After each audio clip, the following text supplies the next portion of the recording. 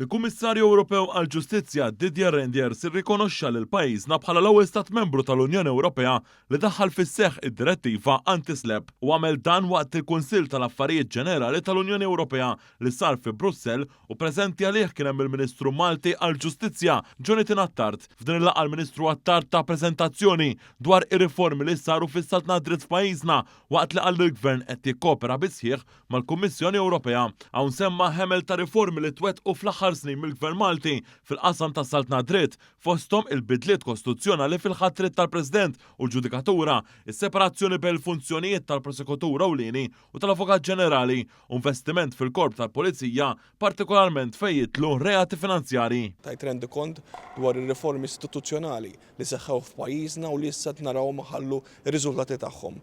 Kien ukoll ta' sodisfazzjon ninnota kif il-Kummissarju Ewropew irrikonoxxa li Malta kienet l-ewwel pajjiż li trasponiet id-direttiva anti-SLAPP u dan ċertament jawgura tajjeb biex inkomplu nimplementaw riformi li jkomplu jsaħħu dan is-settur u fuq kollox iwasslu għal ġustizzja aktar effettiva fi żmien aktar effiċjenti.